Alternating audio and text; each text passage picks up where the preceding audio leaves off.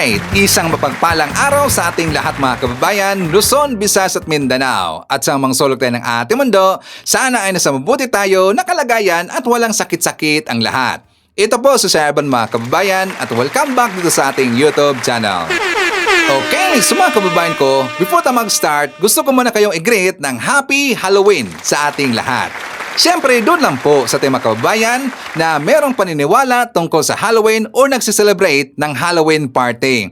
Kasi alam natin na hindi lahat ng mga tao o mga kababayan natin merong paniniwala na ganyan. Diba? Sakto ba si Sir Ivan? So anyways, Happy Halloween po sa ating lahat. And also mga kababayan ko, pupunta rin po tayo mamaya doon sa Halloween party kasi meron tayong 3 imbitasyon. Actually, nandun na po aking asawa mga kababayan at mga anak. Yes, nandun na po sa Halloween party. So, susunod na lang po mamaya si Sir Ivan. And also, siyempre, dadaan rin po tayo sa sementeryo. Kasi atin pong bisitahin aking namayapang lola, lolo at mga relatives. So, pinauna ko lang muna mga kababayan ang mga kababayan natin na taga-ibang lugar o taga-ibang bayan. Kasi according po sa aking asawa, nung dumaan sila kanina doon sa sementeryo, ang daming tao. Super crowded daw mga kababayan. So I decided, sabi ko sa aking asawa, na mamayang gabi na lang po ako pupunta doon sa sementeryo mga kababayan. Hopefully, hindi ganun ka-crowded. Hindi pa rin eh. Kasi marami pa rin pong tao mga kababayan. Kasi kapag undas, dito sa aming lugar o dito po sa sementeryo namin, kahit hating gabi na, marami pa rin pong tao mga kababayan. Yes, ganun po ka-crowded. Kasi siyempre, marami pong mga tao galing po sa ibang lugar or galing po sa ibang country mga kababayan para bisitahin nila ang kanilang namayapang mahal sa buhay. So anyways, again, mamaya pupunta tayo sa Halloween party at saka sa sementeryo. And also mga kababayan ko, pasensya nga pala no, na hindi tayo nakapag-vlog for how many days yata yon kasi super busy po si Ivan. Kasi last October 30, church wedding ho namin ng aking asawa mga kababayan. Yes, church wedding ho namin ng aking asawa. Actually, October 30 pa, di ba morning, meron tayong ipinost doon sa ating Facebook account. Tapos sabi ko doon na this is the day we've been waiting for. The big day. Tas merong icon ng sing-sing at saka heart mga kababayan. Yes, church wedding ho namin ng aking asawa. At saka marami pong nag-comment, nag-message sa atin. Kasi marami po tayong mga followers o mga viewers na alam pala nila na church wedding ho end of this month or end of the month of October mga kababayan. Kasi yan po yung aking sinabi how many vlogs ago, diba? So thank you so much po. Actually, hindi ko lahat na-replyan kasi ang dami talaga eh. Ang dami pong nag-comment at saka nag-message sa ating mga kababayan. Hindi ko lahat na-replyan. So thank you so much po. Ramdam ko ang inyong suporta at pagmamahal. And also, let me take this opportunity na pasalamatan yung mga napadala sa atin ng GCash. Kasi ang dami talaga eh. Mga 15 or 16 yata lahat napadala sa atin ng GCash mga kababayan. Sila si Ma'am Rosemary, sila si Sir Ken, at saka marami pang iba. Actually mga DDS, hindi ko sila pinilit. Kusang loob po nilang ipinadala. Actually, di ba sinabi ko pa na hindi na nila kailangan mapadala sa akin ng GCash kasi meron na po tayong sponsor or ninong, ninang at saka mga bisita mga kababayan. Yes, meron na po. Pero sila po ay nagpumilit. Nagpadala pa rin po sa atin ng GCash mga kababayan. Gift natin sa ating wedding. So again, thank you so much. At saka mga kababayan ko, alam nyo nakakatuwa talaga, happy si Sir Ivan. Asan pa po sa wedding ni Sir Ivan, happy tayo kasi meron po tayong mga viewers. Yes, mga viewers na hindi nila inakala na ako pala yung ikinasal mga kababayan. Nalaman na lang nila nung nandun na po sila sa resepsyon. Kasi after po sa party mga kababayan, nilapitan po nila si Sir Ivan. Tapos sabi nila, Sir Ivan, ako po ay laging nanonood sa vlog mo. Tapos hindi daw nila alam na ako ang ikinasal mga kababayan. Meron pong couple, ang isa po, hindi po couple yung dalawa. Sila po ay lumapit sa ating mga kababayan. So super happy talaga si Ivan. Kompleto ang araw na si Ivan. Okay, so again, thank you so much. So anyways, start na tayo. Andala talaga si Ivan eh. So unahin muna natin. Sino ang natuwa doon sa desisyon ng ating gobyerno o sa Kongreso na inapurbahan na nila yung request ng US na extradition para kay Kibuloy. Please comment sa baba, babasahin niyo mamaya na si Ivan. Yes, you heard it right.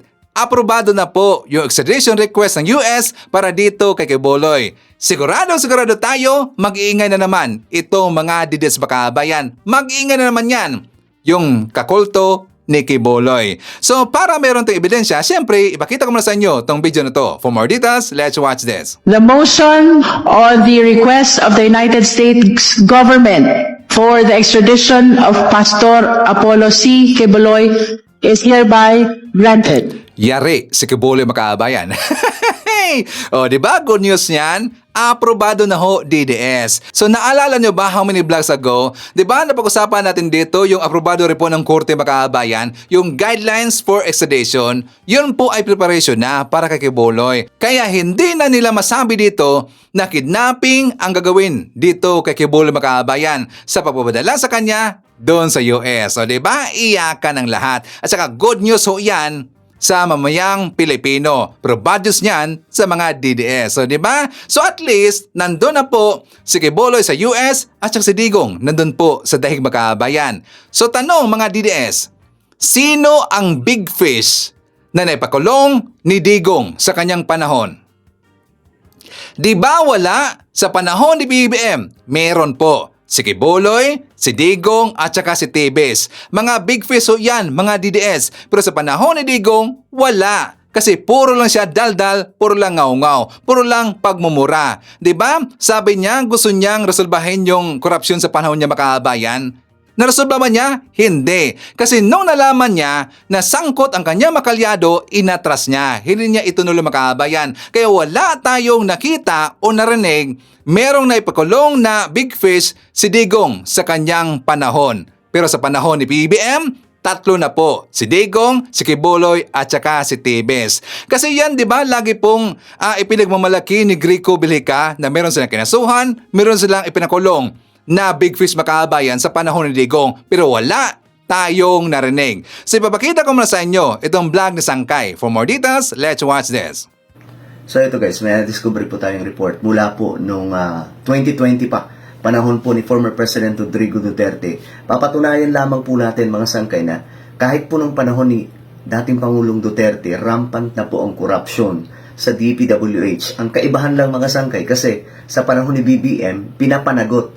Sa panahon nila PRRD, hindi po, wala pong malalimang investigasyon. Basahin po natin. Sabi po dito mga sangkay, Belhica report says only 50% of fund really go to project itself due to DPWH corruption. Isipin niyo mga sangkay, ang pondo ng DPWH daw po 50% lamang ang napupunta talaga sa totoong project.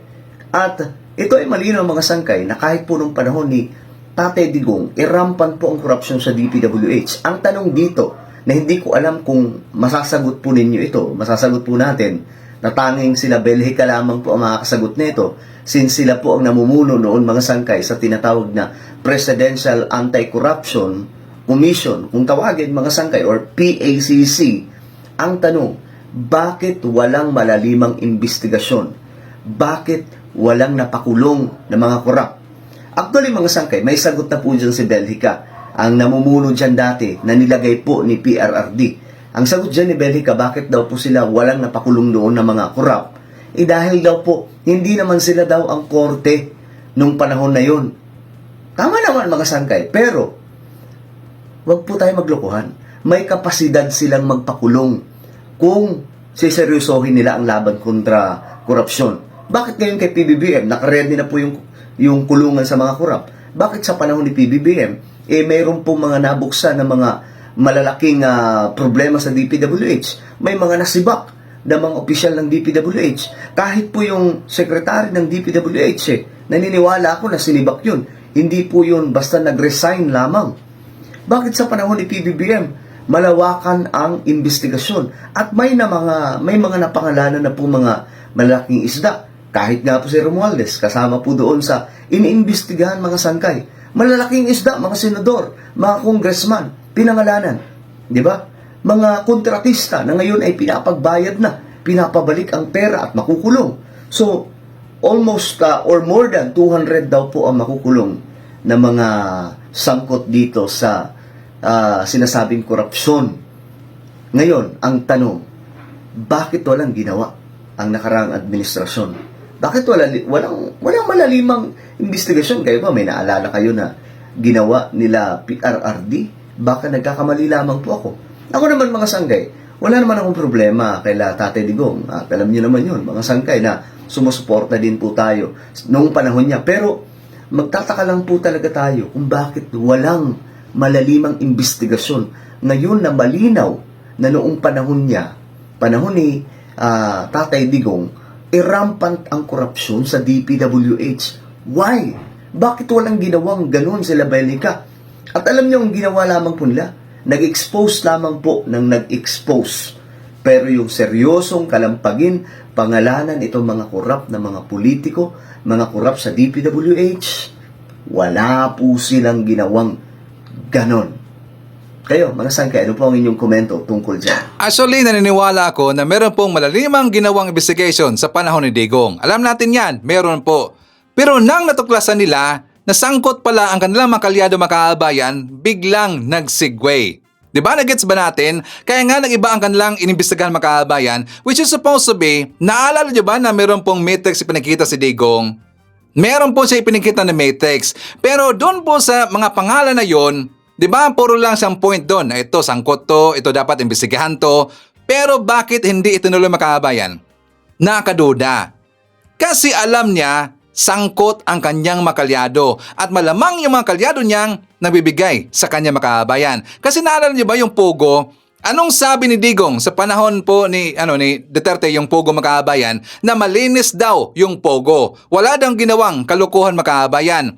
Pero napag-alaman natin, grabe yung corruption sa Pogo. Mayroong binibigyan po ng mga politiko ng taga Pogo. Marami pong naambunan ng mga government officials ng taga-Pogo kasi ginproteksyonan na makaabayan para meron pong proteksyon yung Pogo. Nung nakita natin ito na inibisagahan sa panahon ni PBBM, diba grabe po yung nangyari sa loob ng Pogo makaabayan at marami doon mga opisyales na sangkot doon.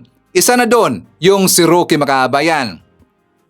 Diba? Kaya protektado nila yung Pogo sa panahon ni Digong kasi marami siyang makalyado na sangkot sa Pogo makaabayan. Sa Parmale, ang daming sangkot ho na kalyado ni Digong. Diba si Duque pangalan makaabayan? Nakita natin kung paano yun ipinagtanggol ni Digong, diba? So napakabayas. Nakita natin na protektado ni Digong ang kanyang makalyado makaabayan. Pati rin po sa flood control issue. Flood Control Project Scandal makaabayan. Meron na ho yan sa panahon ni Digong pero hindi nila inibisagahan ng husto makaabayan kasi nga sangkot ang kanyang mga kalyado. Si Bongo ang unang example dyan makaabayan. Diba? Very, very obvious. Ang pamilya ni Bongo maraming nakuhang proyekto sa flood control projects. Pero inibisigan pa sa panahon ni Digong? Hindi, kasi kontrolado nila makaabayan. Pero sa panahon ni PBBM, walang pakialam si PBBM kung sino ang masasagasaan dito. Walang sinisino-sino dito si PBBM. Kung ikaw ay kalyado niya, pero kapag ikaw ay tiwali, mayroong pananagutan, dapat talagang ikaw po ay pananagutin sa batas makaabayan. Yan po ang nangyayari sa panahon ni PBBM. Kaya nagkaroon dito ng malaliman na investigasyon makaabayan. At napag-alaman natin na maraming sangkot ho na mga kalyado ni Digong. O, diba? So yan po ang malaking pagkakaiba makaabayan sa Duterte admin at saka sa Marcos admin. So punta tayo doon po sa nangyari sa Dahig makaabayan. Kasi nga diba nag-iyakan po yung mga DDS kasi nakita nila na yung karton ni Digong itinapon na lang po sa gilid makaabayan. Itinapon na lang po sa gilid. Siguro, galit na yung mga yung ICC officials or taga Netherlands or taga Dahig sa ginagawa dito ng DDS. Kasi di ba nakita natin na sinira nila yung environment doon makaabayan. Sinira nila ang lugar sa labas ng ICC mga kababayan. Kasi siguro galit na itong taga ICC. Ito ang nangyari. For more details, let's watch this. target nila, tapos yung picture ni Tatay Digong, tinapon din nila sa gilid. Hala, basa. Grabe, oh. Pero itong lamis, atong ano, ito, hindi nila dinala. Yung lalagyan ng mga gamit na itim, nandito. Pero yung ditong nakatayo na CR, wala, goodbye talaga. Pero itong mga laman ng CR, iniwan din. CR lang talaga.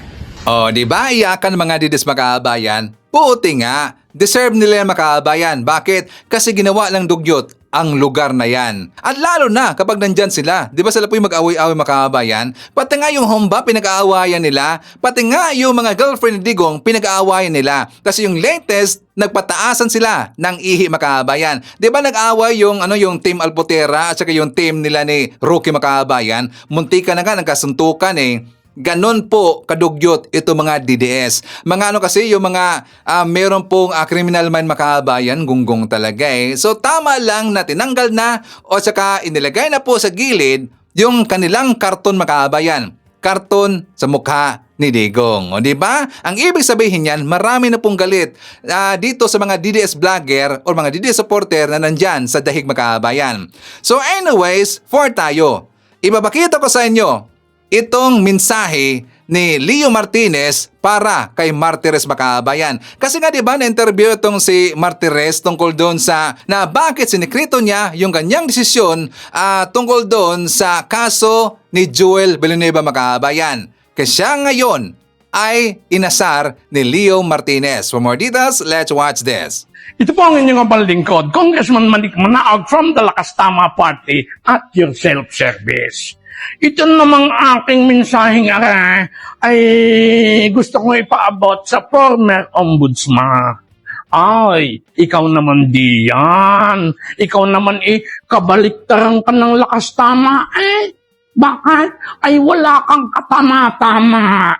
Walang tama sa mga ginawa mo Bakit? Ay lagi kang nasa dilim wala kang nakita. Wala kang alam na nangyaring drug war, EJK.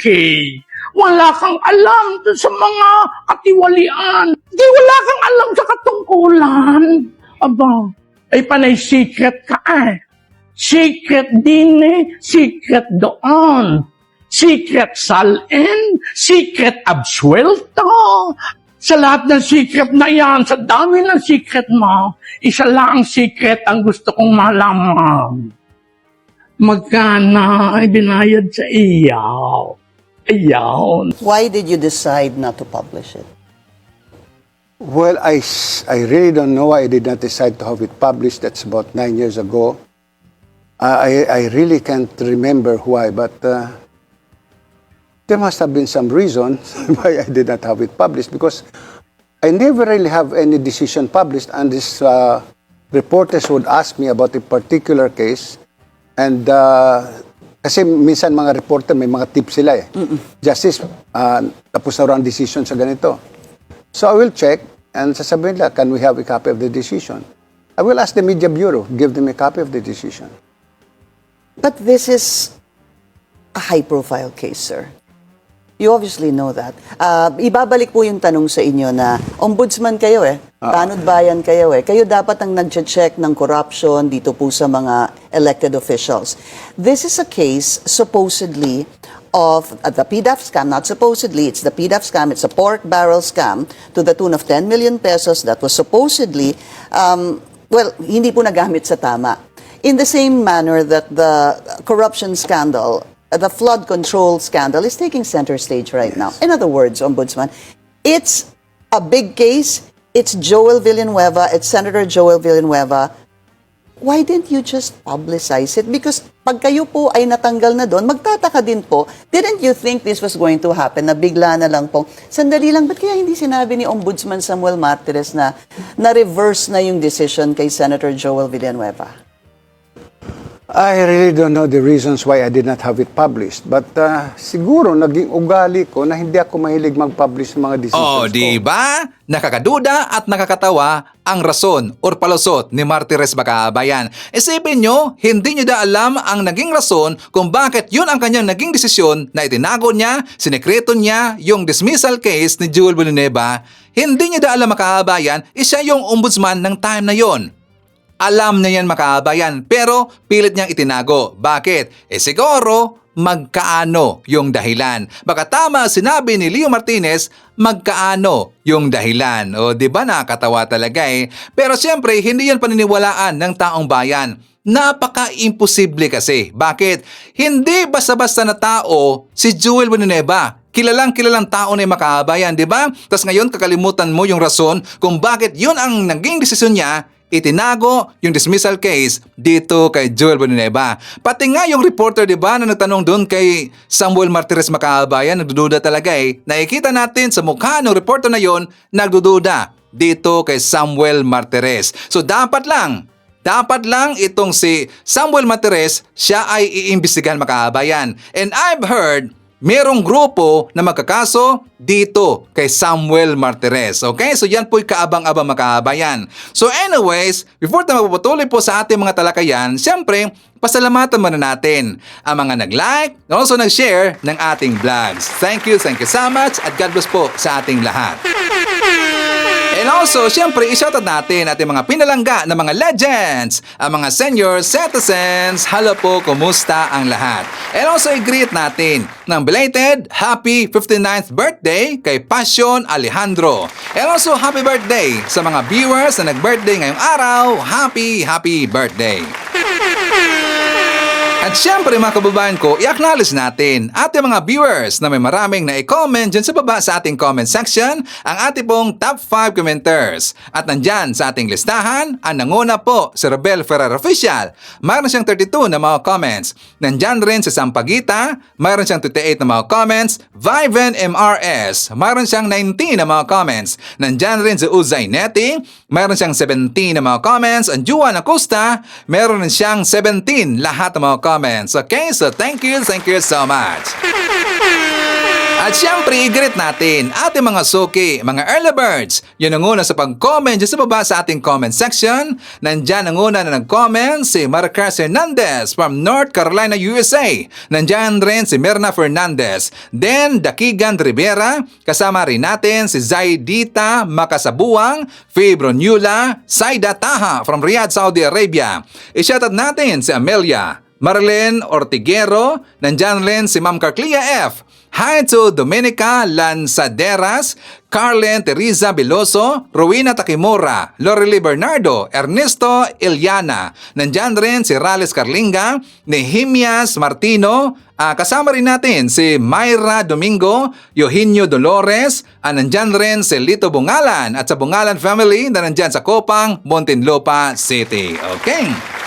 So mga kababayan ko, before tayo mag-proceed sa ating next topic at lalo na pag-uusapan natin si Marcoleta at saka si Mike Defensor.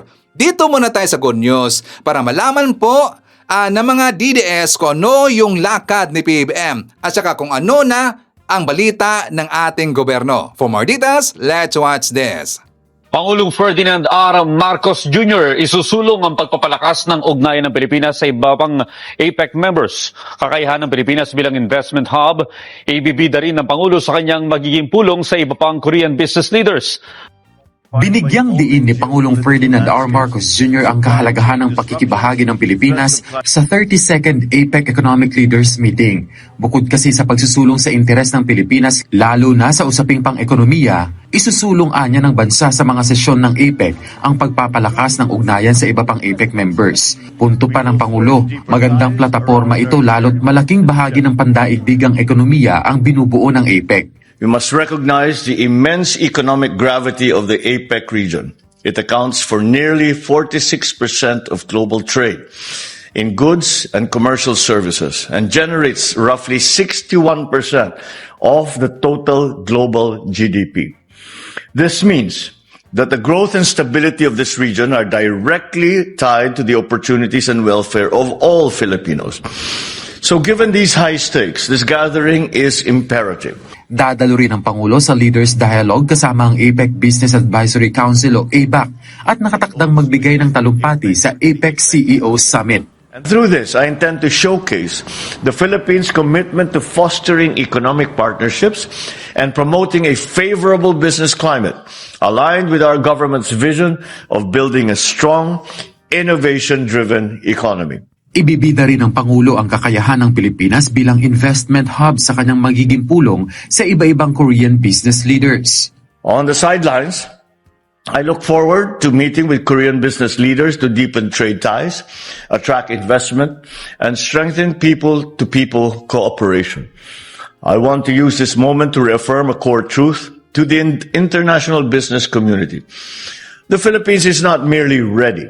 We are a reliable, forward-looking partner in the Asia-Pacific. Invest in the Filipino.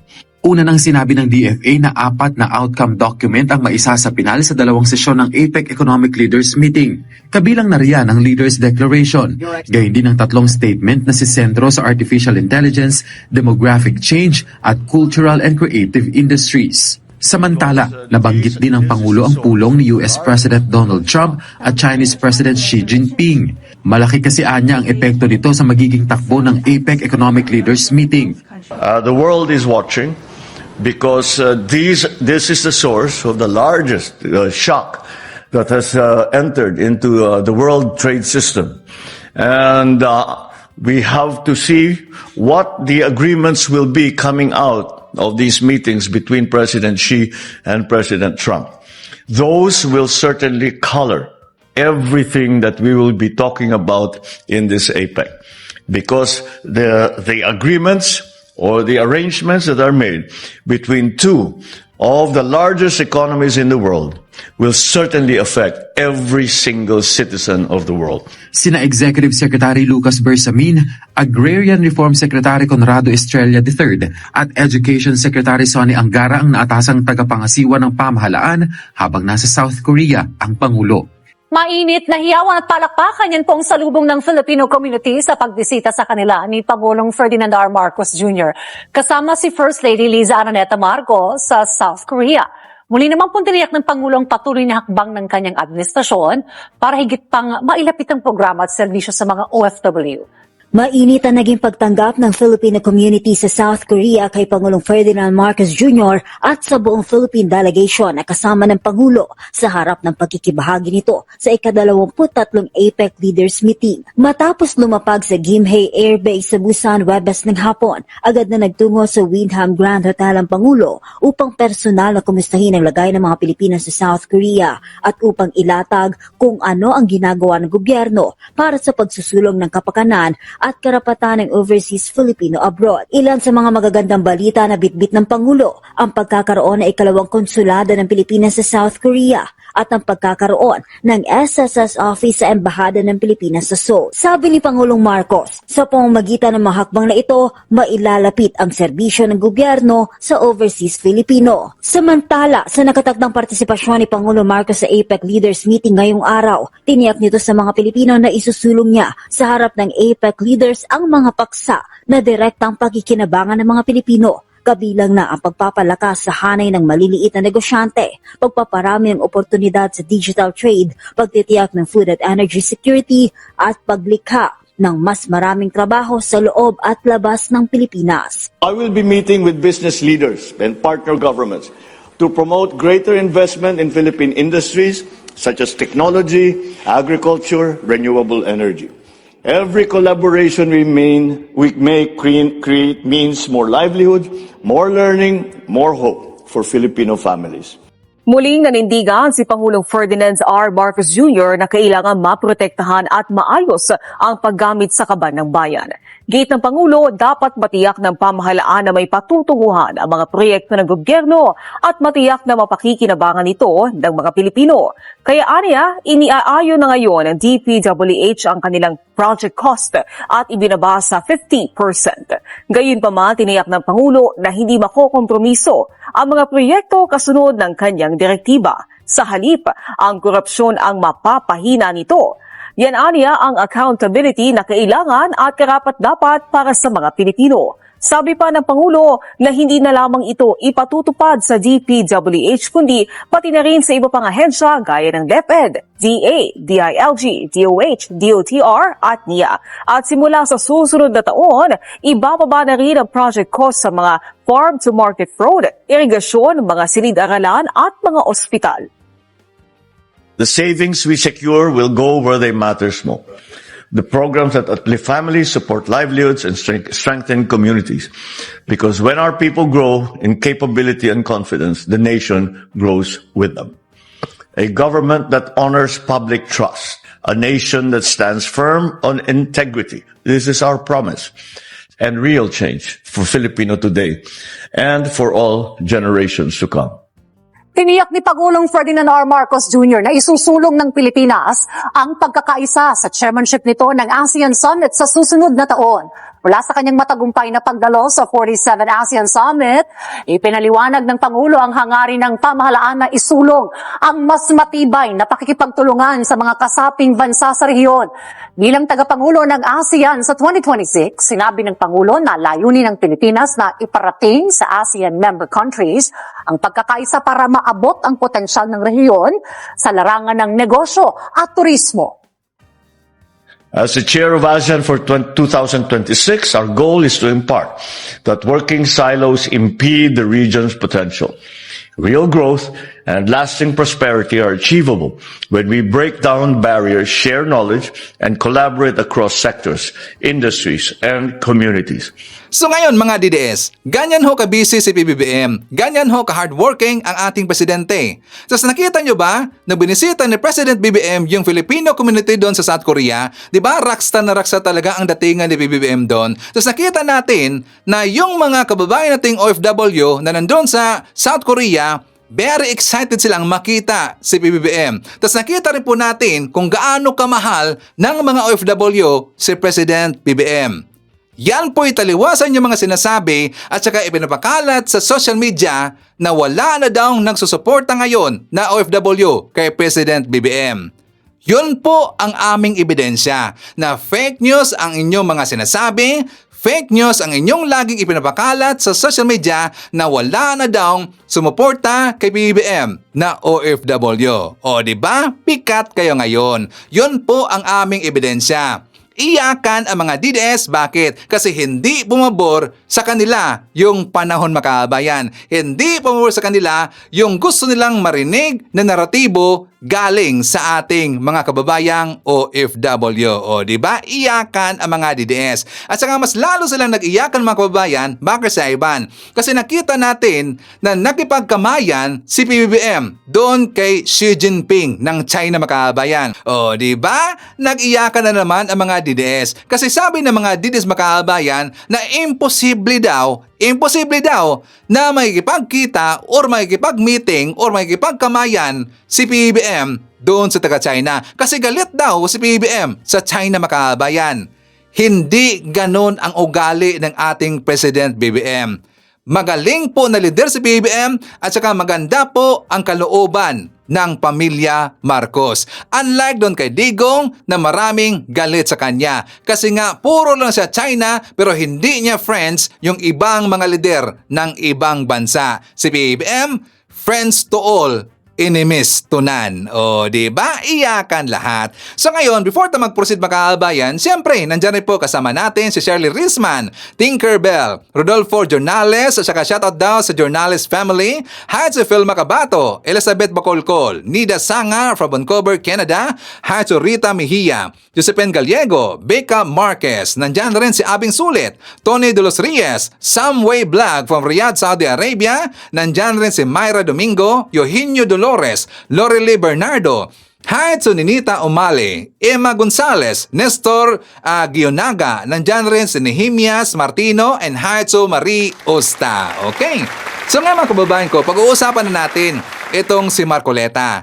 Kasi nga, itong si Attorney Trixie Cruz na DDS mga kababayan, naalala ba natin si Trixie Cruz? Meron siyang programa doon sa Billionario News Channel.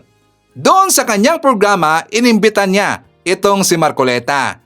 Kitang-kita natin kung gaano kabayas si Trixie Cruz makabayan. Kasi lahat ng sasabihin o mga sinabi ni Marcoleta, pumabor siya.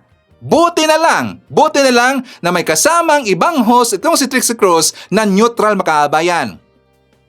Na ang pinagbabasihan po ng isang host, tanong niya doon kay Marcoleta, base po ito sa saloobin ng mamayang Pilipino. Base po ito sa tanong kung ano ang nangyayari ngayon or gustong itanong doon kay Marcoleta Makabayan. Pero nakita natin sa programa ni Trixie Cruz, pinagtulong-tulungan ho ni Trixie at saka ni Marcoleta yung isang host Makabayan. At as dito rin po sinabi ni Marcoleta, bakit kailangan pa ng CCTV copy ni Senator Panfilo Lacson tungkol kay Orly Gutierrez sa Makabayan. For more details, let's watch this. Bakit importante yung narrative ni Gutesa? Napaka-importante ng narrative ni Gutesa because he was the only one who connected the dot from Saldico to Martin Romualdez. Nobody else. Nasaan na po siya ngayon? Do you still have contact with him? Wala akong contact sa kanya personally. Ang pagkakaalam ko, kinupkup siya nung kanyang tropa, yung mga Marines. Kasi ang balita ko, merong nagtatangka sa buhay niya. At I was also informed na nahuli nila yung gustong magtangka sa buhay niya. Okay. Sir, tanong lang, natanong niyo ba kay Mr. Gutesa kung bakit, kung nag-deliver siya sa Forbes kay Speaker Martin, allegedly, nag-deliver din siya sa Aguada? Tama Sinabi po ba? niya doon sa statement niya, hindi lamang sa hindi dalawang niya lugar sa in-explain. merong Natanong niyo ho ba kung bakit ho dalawang delivery places? Forbes tapos Aguada pa. Hindi na kasi nakita ko yung ano niya. Dahil nagmamadali kasi ako. Ngayon, ang nangyari pa, ang balita ko, kumuha ng CCTV si Senator Lacson para makita niya na kung sino yung sumundo kay Gutesa.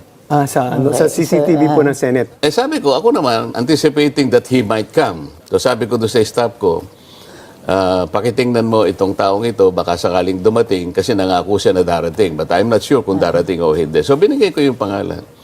So na-establish nila sa CCTV, one of my staff fetched him from the guards area at pumunta sa Senate ito, di ba? Sa Senate. So, bagay sa pintuan ng Senate.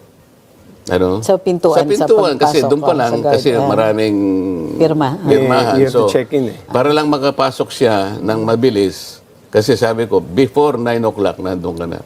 Question is, bakit naman si Senator Lacson, kung totoo yun kung totoo na merong CCTV, ba't kinakailangan niyang kumuha ng CCTV and spy on us?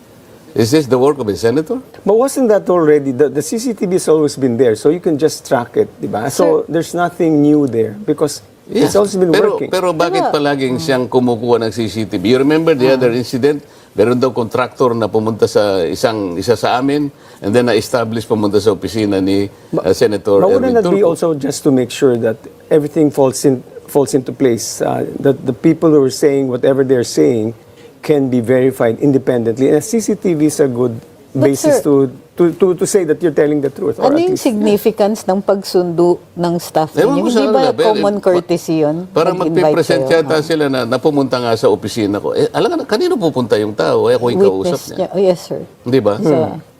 Pero, so Senator Lacson is making a big deal out of this. Sabi ko nga siya sa'yo, somebody is creating a mountain out of a molehill. Yung pagpunta ba ni Gutesa, kinakailangan kumuha ka pa ng CCTV para i-present mo. Why? Why are you doing that? I'm confused. But when you say, bakit pa kukunin, you mean to say, bakit pa tiningnan ni Senator Ping Lacson yung CCTV? Ganon yung gusto raw nilang gawin. Ewan ko kung gagawin nga nila yon. At somebody informed me also na may pumunta sa Seascape para makita nila na pumunta nga ako doon at siguro ilang oras. Siguro na-establish nila. Hindi ako talaga nagtagal because that was my promise to Mike Defensor. With due respect, Senator Marcoleta, I think that's also part of the investigative process, just to confirm the veracity of the statements of whoever, not just you. It's also his way of certifying or at least verifying that Senator Marcoleta indeed did what he said. Sino ba yung gusto nating matukoy dito? Why are we fighting each other? There's only a common objective. Makuha natin. Sino ba yung pinakamalaking isda? Sino yung tao na nasa likod ng napakalaking pandarambong sa kaban ng bayan? Hindi ba isang ating layunin? Bakit kinigisan ninyo si Orly Gutesa? Perhaps his absence is making that a big problem for Gutesa kasi nawala siya yung last hearing. Bakit siya nawala? There is a threat now to his life eh. Ito yung nangyari, kailangan mapansin ng mga kababayan natin. Nung ilabas ko si Gutesa, wala nang tinawag na hearing. Kahit na naka-adjourn kami, Ayan na yan. nag-hearing kami. Merong mga briefing ngayon sa budget. Ako, maski nakabakasyon ako, I try my best to contribute and participate in most of the briefing ng budget. Bakit biglang inihinto yung Blue Ribbon? Napaka-importante nito. Nakasalalay dito ang buwis ng bayan na talagang dinispalko, talagang ninakaw lahat kung sino man ang mga hindi ko malaman kung paano ko i-describe itong mga taong ito. Kung paano nila naisip systematically nakawin ang pera ng bayan. Pagkatapos, nag-aaway-away kami. Samantalang ako, the only direction I wanted to take from the beginning until today, hindi nagbabago yun, I want to hit the mastermind. Yun. Senator Marcoleta, could you provide us your wisdom on your comment on the filing of the charges against the 6 individuals? Who are the 6 individuals? The 2 senators, Jingo and Joel, Commissioner Lipana, Undersecretary Bernardo, Congressman Saldico. Saldico, and Mitch Cahayon. Why was not Martin Romualdez not included? That's up to the ICI. Maybe you should ask Because the they are ICI. trying to discredit Gutesa's testimony? No, they haven't summoned ICI pa Gutesa. lang. So you Bakit can, hindi nila isama si Gutesa? the same reason why they cannot summon him in the Senate. Yes, sir. We are all looking for the mastermind, the most guilty. That will come at some point. Is everybody looking for the mastermind? Of Parang course. kayo I think everybody We should should be be. looking. Should They be should looking. We're be, but supposed it to be doesn't looking appear at to the be so. mastermind. The Senate By started the off way, on this the is right just foot. according to Justice Andy Reyes, this is just the first interim report nila on the filing. So, but let's just take it as it is right now. So, how do you think? Is this a good beginning? This is the start It's of a the good many beginning. charges. It's a good beginning. Pero sinasabi ko nga, hindi ko naman sinasabi na huwag nating habulin ang mga sapsap. Ang palagi kong sinasabi, yung mga butete, yung mga dilis, okay lang yon. But let us not forget yung malalaking isda. O, di ba? Tingnan nyo kung gaano kabaya si Trixie mga kababayan. Buti na lang, meron siyang kasamang ibang host kasi nagiging balance. Kung wala siyang ibang kasamang host, itong si Trixie sa kanyang programa, magiging DDS show yun, mga kababayan. Correct me if I'm wrong, mga DDS. Di ba? Obvious na obvious talaga Tas doon naman sa concern ni Marcoleta na mukha yata, nakikita natin takot na takot itong si Marcoleta na makakuha ng CCTV copy itong si Senator Panfilo Lacson dito kay Orly Gutesa. Diba takot na takot talaga mukhang merong tinatago mga kababayan. Tas bakit naman matatakot itong si Marcoleta kung wala silang tinatago? Siyempre, magaling yan na investigator itong si Lacson Diba? Kilalang kilala ho natin. Magaling yan na investigator. Magaling rin po yan na pulis. Gusto siguro makita ni Lacson itong si Orly Gutesa nung pumunta siya sa office ni Marcoleta na meron ba siyang dalang dokumento. Nagets niyo ba ang ibig sabihin ni Sir Ivan mga DDS? Gusto makita ni Lacson nung pumunta itong si Orly Gutesa doon sa office ni Marcoleta na meron ba siyang dalang sworn statement affidavit or dokumento. Kasi kapag wala mga DDS, ang ibig sabihin yan, ang gumawa ng kanyang sworn statement ni Orly Gutesa either si Mike Defensor or si Marcoleta. Pero yan po ay inamin na, di ba ni Mike Defensor, na siya ang gumawa ng kanyang sworn statement ni Orly Gutesa. For more details, let's watch this. First of all, sir, were you part of the paggawa po ni Sergeant Gutesa? Okay, so inaamin niyo po? Yes. Okay, so inaamin niyo po? Yes. Posible ho din kayong imbestigahan ng DOJ. Welcome. O, di ba? Umamin na si Mike Defensor mga kababayan na siya ang gumawa ng affidavit or sworn statement affidavit ni Orly Gutesa. Kaya nga nakita natin na parang kingkoy si Orly doon sa hearing mga kababayan kasi nga hindi siya ang gumawa ng kanyang sworn statement affidavit. Malamang sa malamang, si Mike Defensor at saka si Marcoleta ang gumawa nun mga kababayan. Kasi nakita natin na mas kabisado pa ni Marcoleta ang sworn statement affidavit ni Orly kaysa ni Orly mga kababayan. Diba? Dudang-duda talaga or nakakaduda talaga.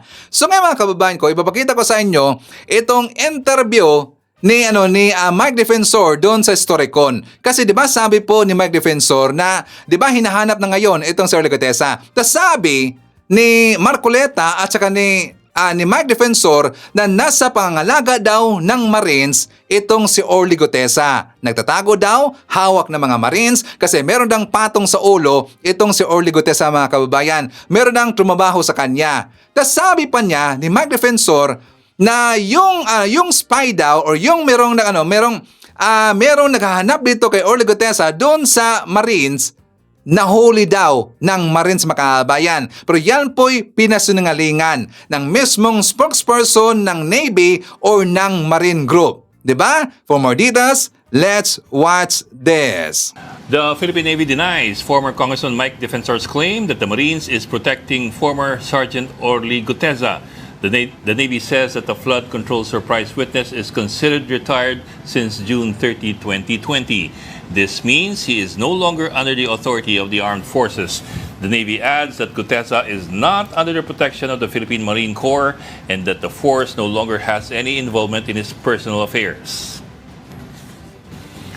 In a statement, Senate President Pro Tempore Ping Lacson also debunked or dismissed Defensor's claim, saying, and we quote, "How much more fakery can we take?" The possibly returning Senate Blue Ribbon Committee chairman says that as per verification by Marine Commandant Major General Vincent Blanco, Gutesa is not and has not been under their custody. So, alam ko, Captain, you've given a few interviews today, paulit-ulit kang tinatanong, and the first question is the same, essentially, because this show is where former Congressman Mike Defensor claimed that nasa custody niyo daw po si retired Sergeant Orly Gutesa, and that he's within the Marines compound is what he told us. Please respond to that. Ay, parang nanonood sa atin. Hindi ko alam.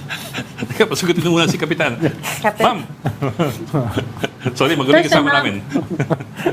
First, ma'am, we would just like to emphasize that Mr.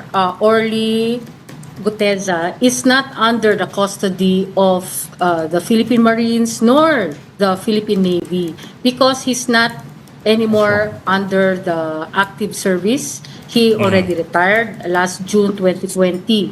And we are not also extending any protection to him.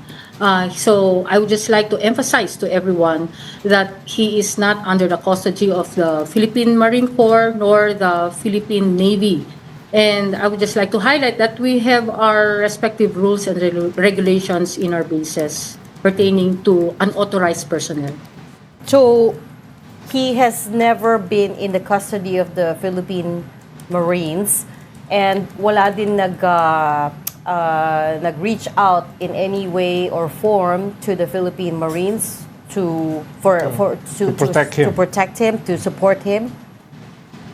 I would just like to inform everyone that due diligence was done by the Philippine Navy to check if he is indeed in one of our camps or one of our bases, but wala po, sir and ma'am. So we would like to say that those that are that we see in social media or the claims of others are just unverified. They are unverified information and they are speculative statements. Captain, may sistema ba kayo to keep track of the former Marines kapag umalis na sa serbisyo? Meron bang sistema to keep track of their whereabouts? Usually, ma'am, the whereabouts or the statements or testimonies or the actions of anyone who has retired already is not anymore under the radars of the Philippine Navy, especially if he's not a reservist. I would like to highlight that Mr. Gutesa is not a reservist because when he retired in June 2020, the law was not applicable to him. The law that I am pertaining to is the automatic, the law that would make you a reservist automatically once you have retired. So it did not apply to him. And if we would check the records of the Philippine Marine Corps, he is not under the list of the reservists. So with that, he's not, number one, under active service. active military service, and he is now performing in his personal and private function as an individual. So his statements, his testimonies does not reflect the official position of the Philippine Navy nor the Armed Forces of the Philippines po. So, Captain, ulitin ko lang yung tanong ni Reg kanina. There is no record na meron na huli yung Marines na nagke-casing daw kay Master Sergeant Gutesa. So, that's official. Walang ganong klaseng record na meron kayong hinuli na nagke-casing. I'd just like to clarify, ask a question about walang nagke-casing. Are you referring to a private individual na nagke-casing, or is that the armed forces? Hindi, ang sabi ni former Congressman Mike Defensor, meron daw nahuli ang Marines na nagke-casing daw dun sa kay Sergeant Gutesa sa kampo. Nasa record nyo daw yun. At nasa record nyo daw na may nahuli. So, ang sinasabi nyo, walang ganon. In terms of that, I would just check again with the Philippine Marine Corps, because right now, again, we conducted an investigation, but in terms of your question na may casing at may nahuli, I would just like to emphasize that activities being conducted within camp, the officers, enlisted personnel, and the people in charge of that camp would know, would prevent such to happen, and would definitely report it to higher headquarters. But as of now, there has been no report that reached higher headquarters about that. So we are your Navy, your Philippine Marine Corps is doing its job, and dun sa premises po ng ating bases, ang ating station po, if there would be any activities related to that na may nagki-casing, those are already illegal activities. The only people who are authorized to do casings like that are our intelligence officers. And if there would be people who will be coming in doing that, unauthorized talaga po yun, sir. Yeah. No, so I take it to mean you haven't confirmed that yet, definitively. We just need a yes or no answer here, Captain. Totoo bang may nahuli that was casing Sergeant Gutesa, and it was in your record? So, but judging from your answer, it sounds like you haven't had a chance to check the record, so we'll let you do that, and then we'll come back to you to confirm once and for all.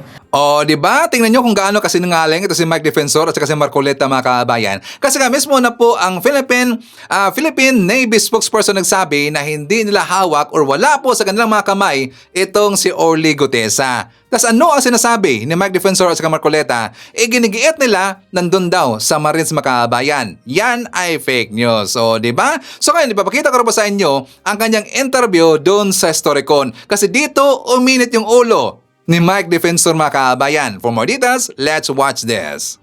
Nagkwento siya kay Senator Marcoleta, binanggit niya yung mga nangyari.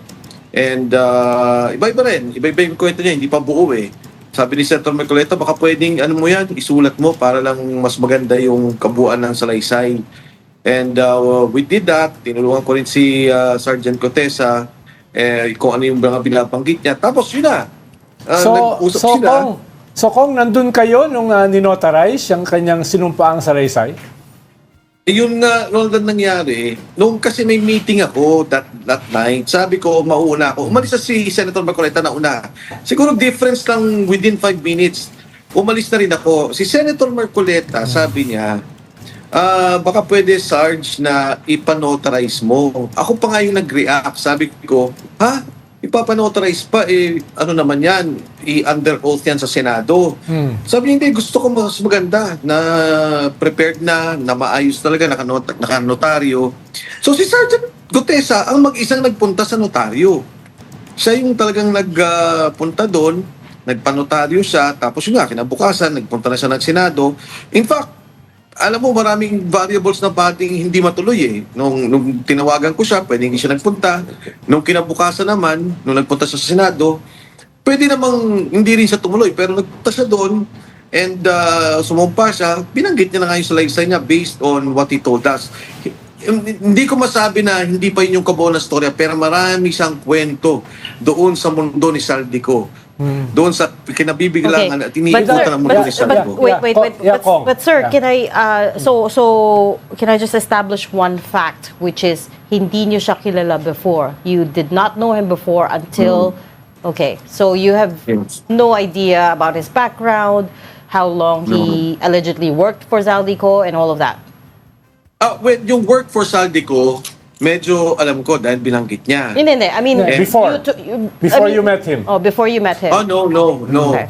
Actually, Reggie, yung Secretary Donald and the Ed, nagulat ka ako kasi may kaibigan tayo sa media na dating nasa Senate beat. Siya pa yung nagsabi sa akin, alam mo, kilala namin niya si Sergeant Orly kasi nagtrabaho din siya sa Senado.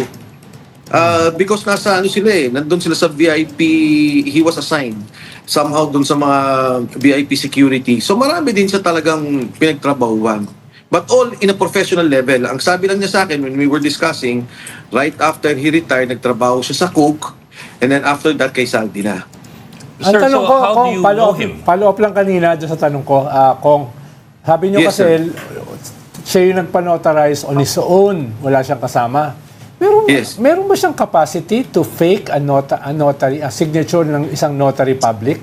Parang ang hirap naman for yung background niya. Parang lalabas ngayon sa next hearing ay fake yung signature nung notary public, nung nag-notarize. May ganun bang wherewithal ito si Gutesa to do that? Well, actually, sa Ronald, tama yung binanggit mo Unang-una, hindi niya kailangan i-fake, di ba? Dahil kung ano naman sinabi niya dun sa Senate under oath. Pero, dapat talaga tingnan tong notaryo, bakit siya biglang umaatras? Kasi, si Attorney Makalintal, nabasa ko nga yung mismong pinost sa kanyang page, gumawa ng petition on the BSKE petition, di ba? Dahil siya yung abogado doon sa eleksyon ng Sangguniang Barangay. And yun din ang notaryo. Tapos maraming kontrata, kasama dito yung sa Department of Tourism, kahit na naman i-research yan sa Google, nandyan, yun din yung nakapirma. So ang sabi ko nga nun kay Senator Marcoleta, imbestigahan nyo itong notaryo. Sinong nag-pressure para umatras at sabihin na hindi ito? Assuming.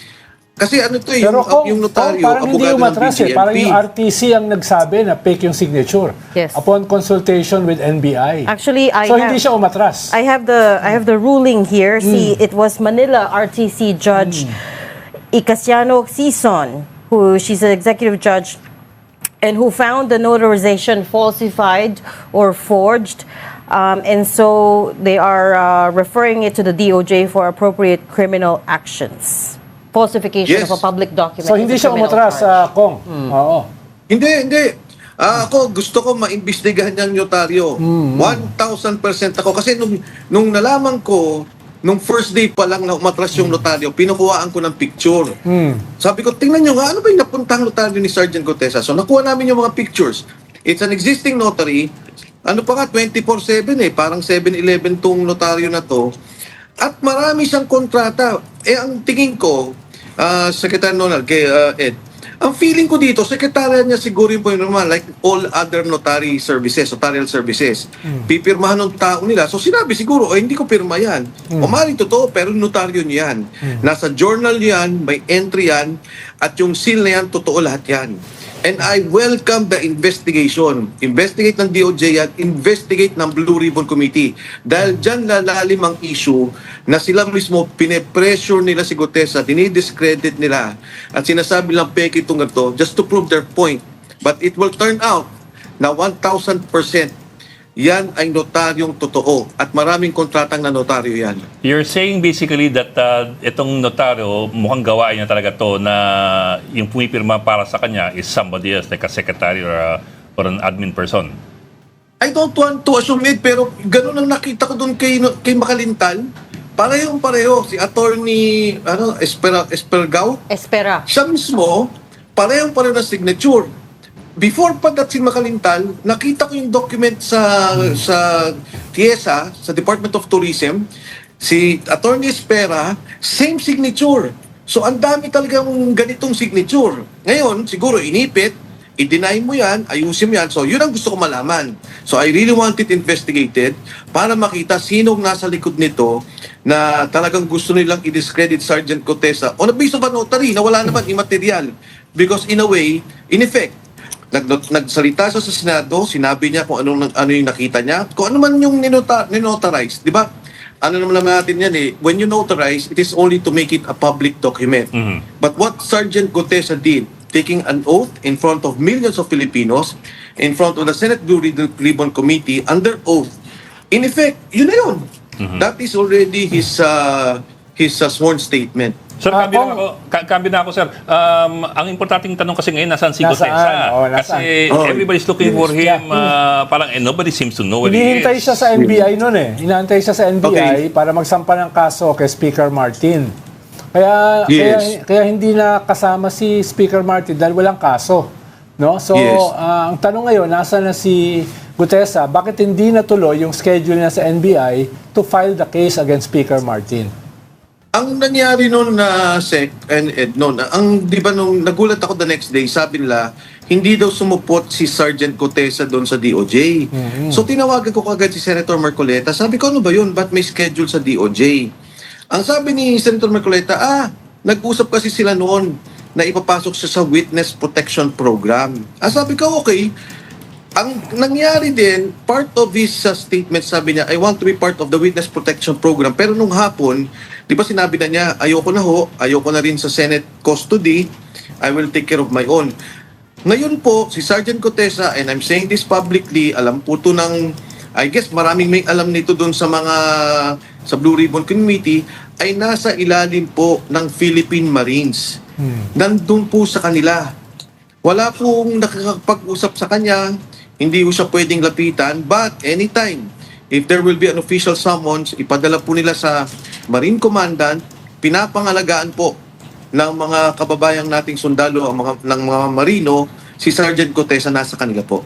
Sir, you're saying that the Marines officially have adopted and secured Gutesa. I mean, not just some Marines, but the organization itself, the Philippine Marines. Yes, kasi yun ang nakuha naming information from the family. Hindi ko siya nakakausap directly. Immediately, nung nawala siya sa Senate, nandun na siya sa Philippine Marines compound. And then yung family, nandun siya din, kasama siya nung una. And then later on, siguro dahil iniwalay na nila yung pamilya at itinago nila sa ibang lugar. Pero si Sergeant Gutesa mismo ay nandun sa Philippine Marines. In fact, siguro ngayon ko lang ito makikwenta and you can verify this. Meron nga nahuli yung mga Marines na parang may umaaligid kay Sergeant Gutesa. Hindi ko alam yung details of what transpired, of what happened. Pero nahuli ng Marines yung taong yun ay nasa record nila. Hindi ko alam kung papatayin siya, kung intel lang yun, kinikising siya. But there was this incident siguro several days ago. Pero alam mo, Sec Ronald, ang natatawa lang ako dito sa investigasyon, etong tao sa lahat ng naging witness, magmula sa DPWH officials, magmula sa contractors, magmula sa congressmen na nagsalita, si Sergeant Gutesa walang kinalaman sa lahat ng nangyayaring perahan eh. Yung kanya nagdi-deliver ng pera, sinabi niya yung katotohanan. Okay. Ang sinabi niya do, bentang tao, ang tao ni Saldico. Di walang tinatawag kahit isa. Yes. Si Mark Texay, si Paul Estrada, consistently minimension. Hanggang ngayon, hindi sinasabi na. So dapat sana, tingnan nila, ano yung katotohanan sinabi nito at malaman natin yung katotohanan. Hindi yung tinitira nila yung affidavit ng isang tao na nagsalita naman sa Senado na pakinggan ng milyon-milyong Pilipino. Right. And I think that should be the direction of the Blue Ribbon Committee. Hindi naman, sir, I just want to set the record straight. Hindi naman sa tinitira yung testimony, but of course, we have to fact check as well, right? That is just a basic that's the first thing to do when somebody accuses somebody of something else. You have to fact check them too. That's to be fair. And secondly, can I just confirm? So, as of today, as we're talking, you're confirming that Gutesa is within the Philippine Marines compound. Pag chinek namin with the AFP, they will corroborate this.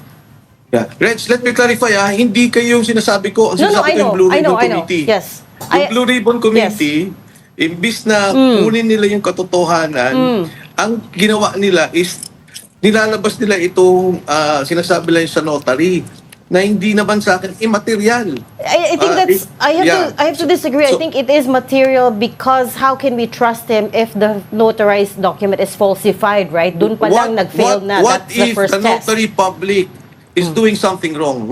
He went there in good faith. Now, Yes. number one. Yeah. Number two, yung oath niya sa Senate committee stands on its own. Stands on its own. Nag-oath siya, under oath siya. It's a Blue Ribbon Committee, official investigation of the Senate. And yung intent of a notarization is to make the document public. He made it in front of Yes, hundreds of billions of Filipinos. Right. So yung question ng hindi totoo lang, immaterial yun. No lawyer Right. will tell you that even the Supreme Court has already decided on the effects of notary on the petition and affidavit submitted by individuals. Yes, but again, it speaks to his credibility, right? The Manila No, it Regional, doesn't. the No, it doesn't. the Manila Regional Pagka ba Trial ikaw Court. nagbenta ka ng Sir, it doesn't. wait. Kunyari, nagbenta tayo ng lupa, binentahan mo ko. Yes. Pinanotaryo natin in good faith. Pagkatapos nung nagpanotaryo tayo, pineki yung notaryo.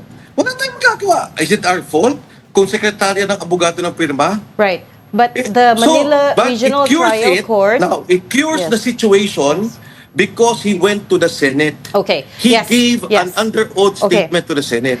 Yes. Okay. So, in any case, Pero- the point is the Regional Trial Court itself has found that the notarized document, the signature was falsified. So, I'm not quoting any random person here. I'm saying a court found that it was falsified. And there again, it comes back to him. So let me turn the question around and ask. if Let me it turn the was question falsified, around and it's ask not you. Cotesa's fault. Okay. So let Kasi, me, sir. yung Let me. sinasabi ni Sec Ronald, Ronald, pineki ba niya yung seal? Pineki niya yung pirma for 250 pesos. Pepekiin ko lahat yun. Okay. And then I go to the Senate.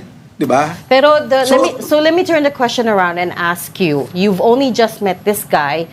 Why are you so convinced he's telling the truth? Because by all logic, even if I'm congressman now and investigating it, by all logic, yung tao nagpunta dun sa committee namin sa Kongreso, nag-oath. Kahit na nga hindi niya notaryo, legal na yun.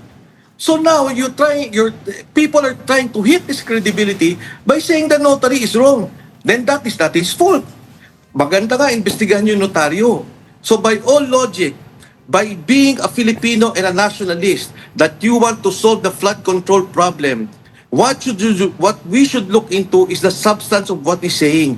Totoo bang bilyong-bilyong pera ang dinideliver kay Saldico ng mga tao at siya naman ay nagdi-deliver, nire-repack, dinideliver kay Speaker Martin? Totoo ba itong mga sinasabi niya? Ano pa yung nakita niya pinagkakitaan? Because that is the situation. This person, si Sergeant Gutesa, came out dahil nakita nila, nagbaba sa lugar nila. Yung palang dinideliver nilang pera, yung kinukuha nilang pera, dito pala nang gagaling. Yung boss pala nila, involved sa sindikato ng pagkuha ng bilyong-bilyong pera ng kaban ng bayan. Yan ang rason kaya lumabas si Gutesa at lalabas pa yung mga kanyang kasama. Sir, are you still in touch with Gutesa at this moment? And at the same time, is he officially under the protection of the AFP or just by certain elements of the Philippine Marines? Ang alam ko, it's Philippine Marines. Nung una akala ko elements, but it's turning out talagang mga Marines, the Philippine Marines itself, not the AFP, the Philippine Marines themselves are the ones protecting him. He's retired already, di ba? He's no longer in active duty. Yes. Pero nung parang nakita ko kasi nung nandun siya sa Senado, nung una Witness Protection Program, and then later on he was called, sabi niya hindi na po ako hingi ng protection sa DOJ o sa Senate custody, hindi na po sa Senado. After nung hearing na yon, nagpunta na siya sa Philippine Marines compound. And under what, if you know, under what conditions would he come out to speak again? Only with a formal summons from the ICI or the Senate Blue Ribbon? Yung last message relayed to us by yung connection lang namin, I don't talk to him directly. Pag may official summons by the NBI, by the DOJ, or the Senate committee, he will go and he will cooperate. Ano yung kasi kung yung mahalaga yung testimony niya i-deconstruct. Paano once lang siya dumalo di ba? So mahalaga na yung kanyang testimony ay dumaan sa due diligence at saka scrutiny, no? Dahil for now, yung isa kasi kaya na ma-maximize yung usapin ng notary public dahil hindi nga siya nakita na. dapat sasagot siya dyan eh. Diba? Dapat magsasampa siya ng kaso. Dahil batay sa kanyang testimony, meron nangyaring krimen. So, yun yung yun yung mahalaga eh, no? Dahil bigla siya nawala, tapos kaya maraming pumapasok na mga suspicions, no? Dahil whether whether sinasabi nyo immaterial yung usapin ng Northern Republic, the fact remains na pag nag-falsify ka ng document, kung sakaling nag-falsify siya, pwede kang, di ba kaso yan? Alam niyo yan, abogado kayo, Kong, di ba? So kung totoo na mapapatunayan na falsified, kung totoo based sa investigasyon ng signature ng NBI, whether sa tingin nyo ay immaterial yon, that will be falsification. So yung kanyang buong testimony, baka tamaan. Kaya sabi ko, baka. No? That's the point Well, of the notary. unang-una sa lahat, kanina nga, yung tanong mo, sabi mo, di ba? Bakit niya ipa-falsify yung document niya na pwede naman niyang hindi na notaryo? So, yun lang ang gusto kong ilinaw. Kasi, yung substance ng sinabi niya, klaro naman yun sa Senado. Ngayon, yung pag-imbestiga ng falsification document, 1,000% welcome na welcome ako dyan dahil ang paniwala ko, pinresyo ng notaryo para sabihin yun, para i-discredit si Sergeant Gutesa. Huwag na tayo maglokohan. May mga nag-ooperate dyan para talagang tirahin nila si Gutesa. Pero makikita nila in the end, at maganda nga yung imbestigahan nila, na hindi si Gutesa ang nagsisinungaling at totoo lahat yung nandun sa kanyang affidavit. Simpleng journal of entry, nandun yun yung stamp. Diba? Yung lugar na yun 24/7 at sinabi ko nga, meron kayong telepono dyan, i-google ninyo, makikita ninyo yung pirma doon kay Gutesa at yung pirma doon sa taong yun sa iba pang kontrata, parehong-pareho. In fact, I have it with me right now. Yes. Ngayon, si Gutesa kasi, wala namang official na patawag sa kanya. Wala. Hindi siya pinatawag ng Senado, hindi siya pinatawag ng DOJ, hindi siya pinatawag ng NBI. So gusto ko lang yung point na parang hindi siya umatin. Hindi po, wala po siyang patawag.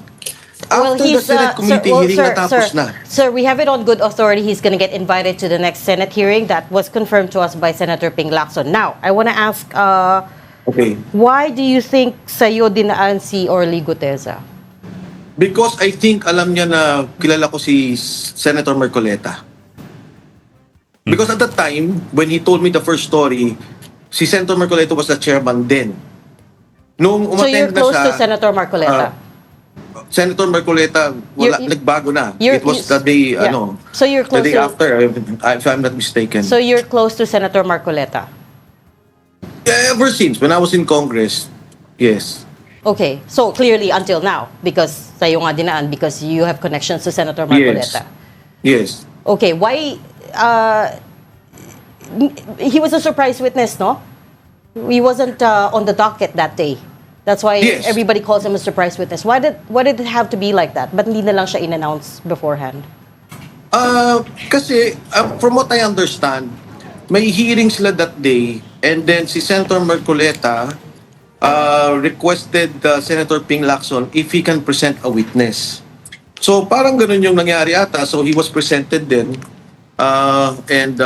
he was allowed. Si Gutesa was allowed to give his statement.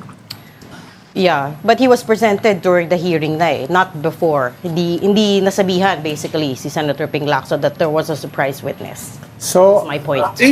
Hindi naman yun. Again, in the committee deliberations, that is very immaterial. Kasi if the committee chairman will allow, and the committee allows it, unless sinabi ni chairman, huwag ka mag-present dito, i-vet muna natin yan, then ganun yung mangyayari. Ang sinasabi nyo, hindi siya nagtatago. Anytime pwede siyang lumantad. Yes. Basta pinatawag siya either ng DOJ, NBI, Senate Blue Ribbon, no? Yun ang sinasabi nyo ngayon. Yes. Well, papatawag naman siya next week. Yes. November 14. Assuming that Senator Ping Lacson becomes Blue Ribbon Committee Chair again. And by the way, also, Sorry, Congressman, pero I have to set the record straight kasi nakakausap din namin yung the other side, the other parties to this. It's also not true na hindi nila investigahan what Gutesa said. In fact, Senator Ping Lacson himself told us kukunin nila yung ledger. What did they call it? Yung journal where yung to verify the Dalago. claims about the truck coming in and out of the house of Alam former mo, Speaker okay Romualdez. yan. Mag-concentrate, patawag nila yung notaryo. Correct. Reg. So may investigations naman to based on the Gutesa's testimony. So it is happening. It's not true that it's not happening. It's not happening, Reg. They haven't called the 90 people that are assigned. May 7 pulis na active police na nasa PSPG, hindi nila pinapatawag. Merong mga taga-Air Force, itong mga ex-Marines, basta total of 90, wala pa silang pinatawag doon. Yung si Paul Estrada, dapat yun, may warrant na yun sa Senate. Dapat yun, nagkaroon na sila ng subpoena para itong dalawang to magsalita. Nawala kasi si Senator Ping Lacson kung as a head ng Blue Ribbon For a few weeks. Presumably, mag-a-assume lang siya sa middle of November. So, pero ang tanong ko si Clonal, bakit yung ledger ang sige, imbestigahan nila. Pero okay yan, yung ledger, kung sino to. Pero ito po ng substance natin, mas critical to sa atin eh. Yes. Congressman, you seem so fired up about this. What's your interest in this? Kasi sabi mo, di ba, bumalik ka na sa private sector. Because, Reg, I hate it pag may gumagawa ng spin sa storya na bansa na natin ang nakataya. Diba? Ayoko talaga ma-involve. Ayoko, 1,000%. I don't want to be involved. Nung si Gutesa nagsalita, nung sinabi niya to, hindi ko alam ang gagawin ko kung ilalabas ko siya kay Marcoleta at madadamay na naman ako. Ngayon, nung nagsalita na siya na, hindi ko nakita to, yung mga sundalong kasama ko, may isa pa daw na galit kasi binahanga yung pamilya para sa bansa na huto. Diba parang, kung gusto natin talagang tingnan ko anong nangyari, tingnan nila lahat nung sinabi ni Alcantara, ni Bernardo, ni Diskaya, ni Gutesa. At kailangan tanggalin na yung storya na gusto nilang palabasin. Wala nang ganun. Wala dapat Pink, walang Duterte, walang... Ano talaga yung storya dito? Gutesa is saying may pera siyang dinideliver. Ito yung mga tao na kasama niyan. Patawag nila. Ngayon magdidebate tayo sa notaryo. Hindi ko maintindihan nyo. Okay, sige, later on, ayusin natin to. Pero ang importante makuha natin, nasan yung mga taong yan at totoo ba itong sinasabi nila? Yes, correct. And again, coming back to the point, yung issue with the notary kasi speaks to his credibility. But anyways, sorry to ask the last question very bluntly, but nobody is pushing you to do this, to be involved in this flood control investigation, sir.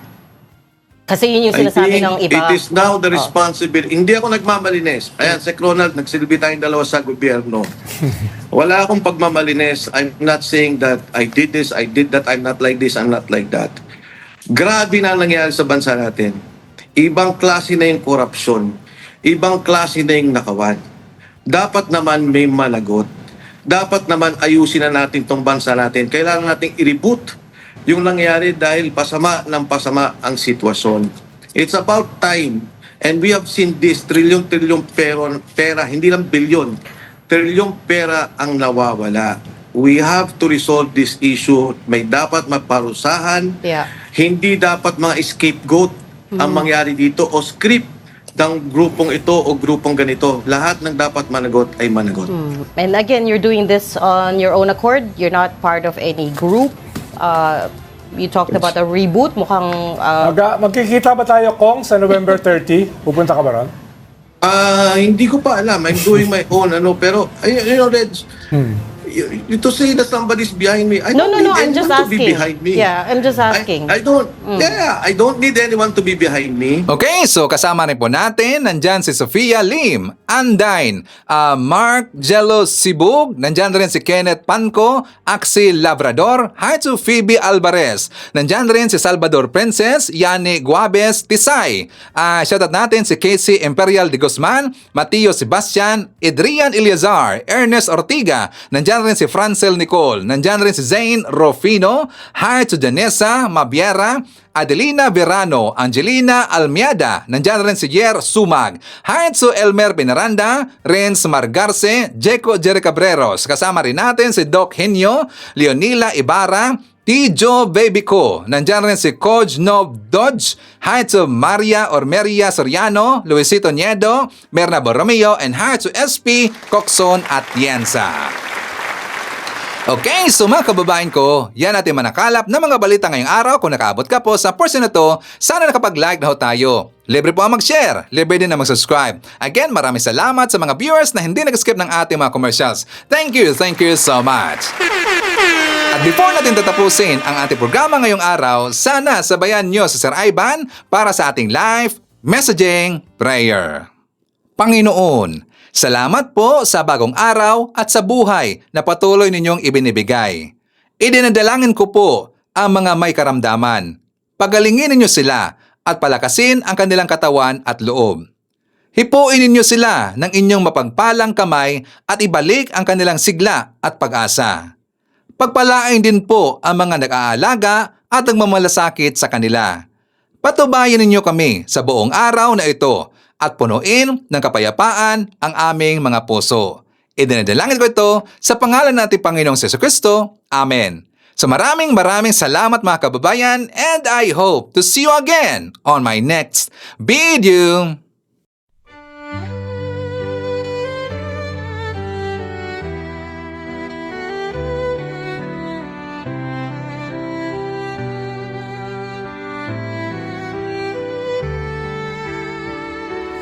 Bawat hakbang, tinik ang iyong daan. Sa sariling bayan, ika'y hinusgahan. Ika'y siniraan ng ganit sa kapangyarihan. Agilang nagnakaw ng pera ng taong bayan. Pinapasan mong lahat ng dusa. Matatag ka, hindi gaya ng iba. Ngunit kahit sugatan, kahit lumuluha, iniisip mo pa din kapakanan ng iba. Bongbong, hindi ka kailanman iiwan. Loyalista hanggang dulo ay nandyan. Kasama mo kami sa lungkot mo at saya. Pagkat Pilipinas, ikaw ang pag-asa. Sa laot ng unos, ikaw ay nag-iisa. Iba'y nagbubunyi sa iyong pagdurusa. Ngunit lahat ngayon ay malinaw na. Katulong mo ang Diyos, nag-iba sila. Ipinaglaban mo ang lahing sinumpaan. Nagkalat peking balita sa mamayan. Binabaliktad nila ang katotohanan, pero hindi na naig ang kanilang kadiliman. Bongbong, hindi ka kailanman iiwan. Loyalistang hanggang dulo ay nandyan. Kasama mo kami sa lungkot mo at saya. Pagkat Pilipinas, ikaw ang pag-asa. Ikinuhit ng kasaysayan ng pangalan mong dalisay. Ngunit bakit tila nais kang burahin at si Apolacay? Sa iyong mga mata, may luha ng matinding pagdurusa. Ngunit sa puso mo, bayan pa din ang inuuna. Bongbong, hindi ka kailanman iiwan.